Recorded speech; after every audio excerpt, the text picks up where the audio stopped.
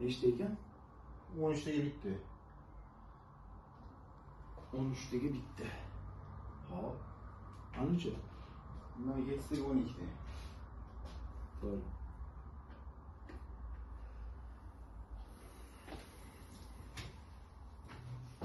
Assalomu alaykum aziz do'stlar, yaxshimisizlar? Bugun yana bitta erkin video olamiz. Videomizda mana shu Ava brendini ichkari interyerda, ichkari devorlarga ishlatiladigan emulsiyasi bor. Asosi silikonli, yuviladigan silikonli bo'yog'imiz. Buning uchun biz mana shu namunani tayyorlab oldik gips kartondan.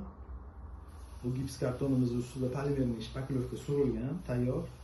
Bunun ustidan keyin Ava binder gruntovkamiz bor.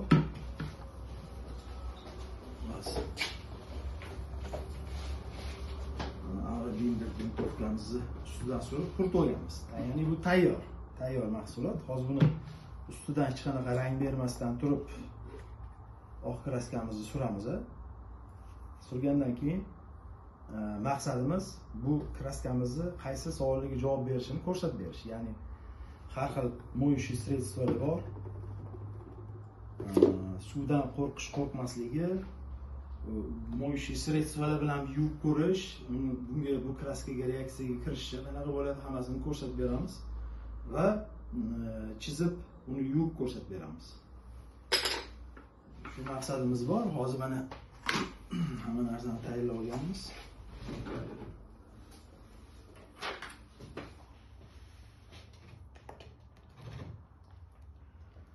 Ava silikonli ichki devorlar uchun ishlatiladigan bo'yog'imiz. Buni o'sha prozrachность deydi, oqlik, ya'ni belizna to'g'rirog'i, oqlik darajasini ko'ramiz. Uni quritganimizda qanaqa o'zini qaysi rangga, tusga kiradi, yorug'lik bilan qanaqa ko'rishadi, sovuq, issiq bilan hammasini tekshiramiz. Tekshirganimizdan keyin sizlarda bu mahsulotni uylarga ishlatishga ozgina bo'lsa ham informatsiya bo'ladi.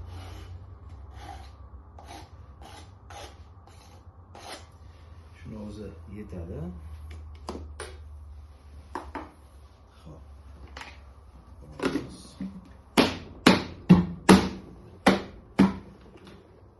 Ava silikonli ichki devorlar uchun ishlatiladigan bo'yoq.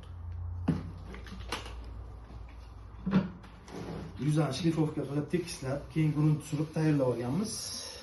Hozir endi suramiz.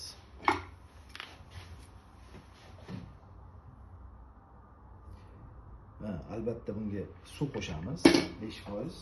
Hozir suv qo'shib chiqaman.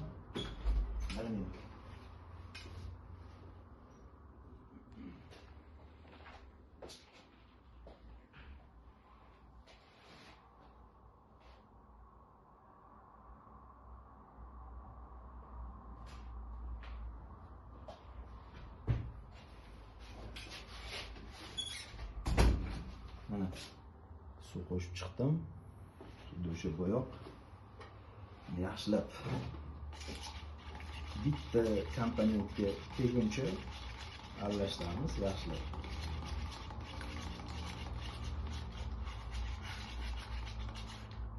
Oqligi zo'r, lekin Oqligi yaxshi. Oqligini qara.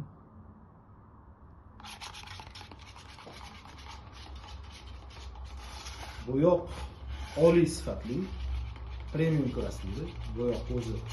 Biz ancha yildan beri shu bozorlamiz, bo'yoq ishlari bilan shug'ullanamiz.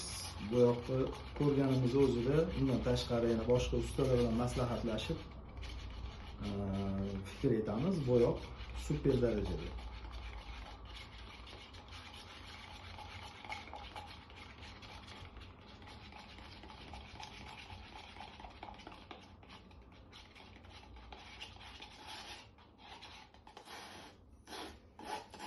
Bo'yog'imizni tayyorlab oldik. Endi suramiz. Albatta buni valikda, kistichkada, bundan tashqari pulverizator, ya'ni kraska pulti orqali sepsiz juda ham effekti, teksturalari ajoyib chiqadi. Ya'ni nima demoqchiman, valikda surgandan ko'ra, kistda surgandan ko'ra o'sha havo purkagich bilan sepilsa bu o'zini teksturasini beradigan bo'yoq, o'ziga xos tekstura paydo qiladi devorda.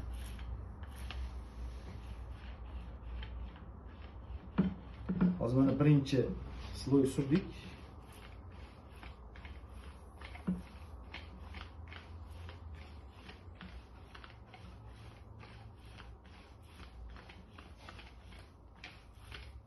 Bu bo'yog'imiz 20 kilosi ikkita sloy suriladi o'zi, ya'ni 2 qavat qilib suriladi. Bittasi qurigandan keyin ikkinchisini albatta surish kerak bo'ladi. O'shanda siz o'ylagan effektda chiqadi shu bo'yoq. Bu bo'yog'imiz 20 kilosi taxminan 80-100 kvadratga yetadi ikkita sloy surganingizda.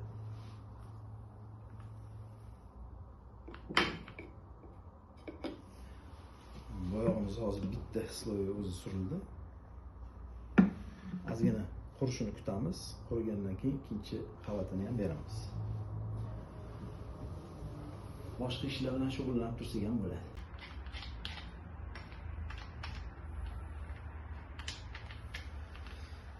Mana hozir bitta sloy kraskamiz quridi. İkinci qatlamini beramiz. Taxminan 50 gram suryapman hozir bu ikinchi sloyi.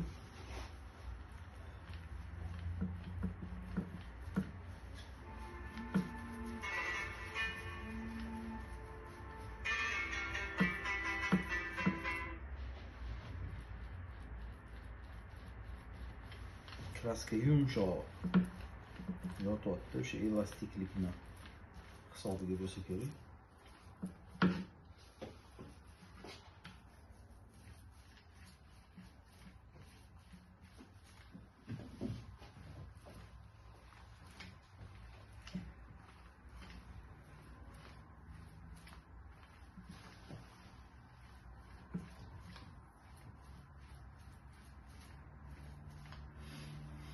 İkinci qatlamini ham berdik. Mana endi buni hozir qurishini kutib, keyin bu sinovlarimizni o'tkazamiz ustida.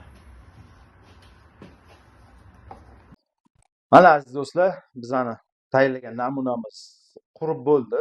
Butunlay yaxshilab quritdik buni. Endi hozir ustida har xil sinovlarimizni o'tkazamiz. Ya'ni bizada ruchka, qalam, har xil yuvish nima deydi? Moющий средство deydi-yu.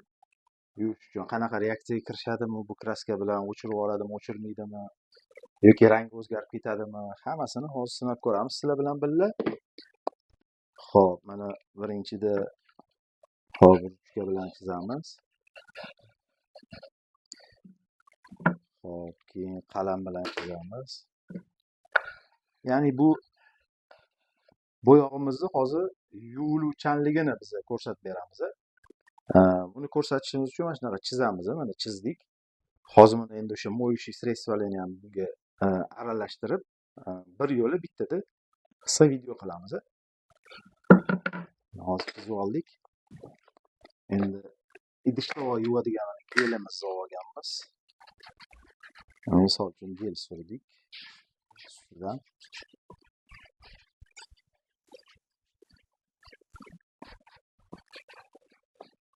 gel surdik. Hop, bu mebel tozalash uchun sredstvo deydi, qo'llash uchun. Mebel yuzalarini tozalash uchun. Mana ishqalab oldik. Endi bitta so'ligimiz ketdi.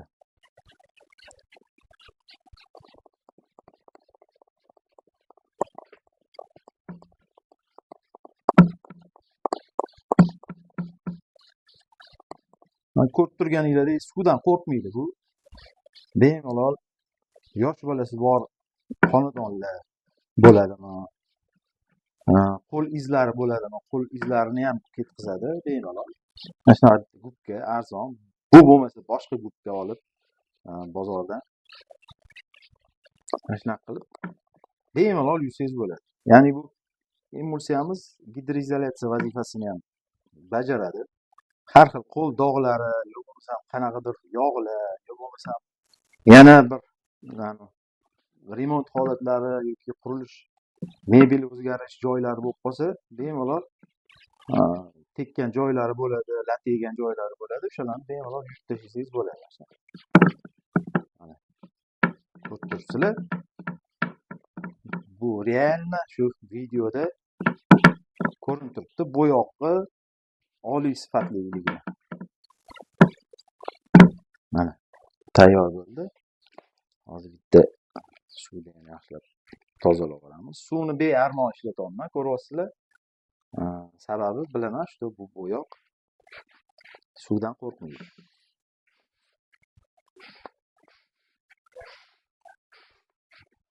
Bu oldik. Salfetka har xil. Hozir yana bitta variant bor. Bitta variant bor. Buni ham ko'rsataman. Влажный salfetka misol uchun oldingiz. Bilasizlar, buni ichiga oz miqdorda bo'lsa ham spirt qo'shilgan bo'ladi. Oldingiz. Testga artib yubordingiz. Tamom. Bolajonlarga ozodlik. Bemalol.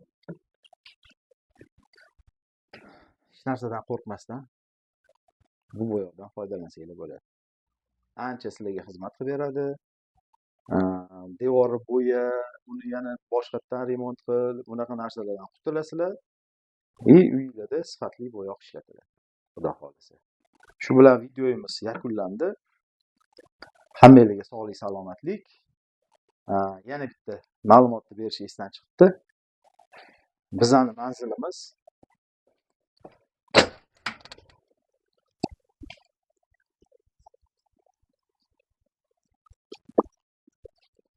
bu yog'i mana Sag'bon chorrahasi.